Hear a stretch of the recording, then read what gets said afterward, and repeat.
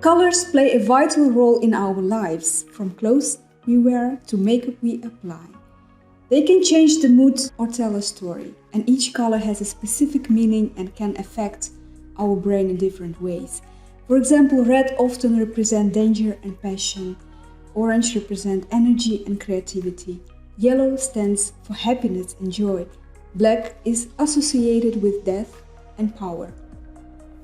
Green equals nature and healing, blue, calmness and wisdom, purple, wealth and ambition, and purity and peace are represented by the color white. Many people ask me how they can better understand color, light and shadow, and how to train their brains to understand these concepts.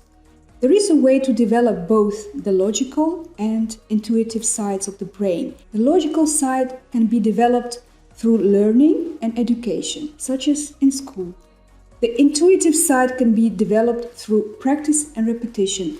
For example, at art school, we learn how to draw and paint by studying the light, shadow, and colors of different materials and textures. We practice these techniques daily, starting with sketches and eventually filling in with color. By consistently learning and practicing, we were able to develop our logical side and become more intuitive in our use of color, allowing us to naturally paint without constantly thinking and improving our skills. Selecting colors in my head has become automatic and intuitive. When used incorrectly, colors can make viewers feel lost and even irritated.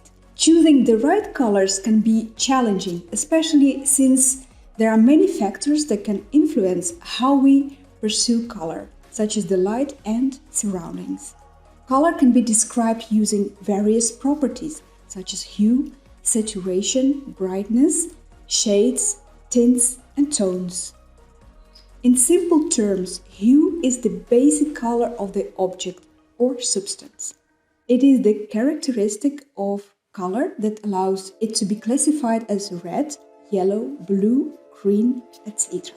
So hue refers to the basic color, while saturation refers to the intensity or purity of the color.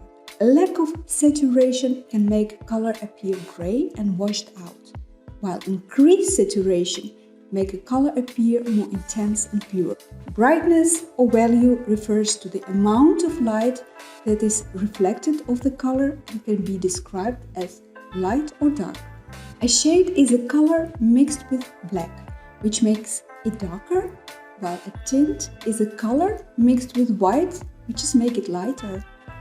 Here's an example of two swatches of the same hue with different saturation. The swatch on the left has 100% saturation, while the swatch on the right has 30% of saturation. It is important to note that choosing highly saturated colors in artwork can sometimes make objects appear as fake as or cartoonish. This might be done on purpose in some artworks to draw the viewer's attention or convey a message. It's generally best to use more subtle variation of color to create more realistic or natural effect. An example of the painting by Lorenzo Lotto, the use of highly saturated red and blue in Jesus' clothing is likely meant to represent the power and to draw viewers' attention. In relation to makeup designing, you can make good use of this to draw attention to or divert attention from certain areas. Here your focus goes directly to the eyes, while in this example, your attention shifts to the lips. The balance in combining hues and their properties determine whether a result is pleasing to the eye or not.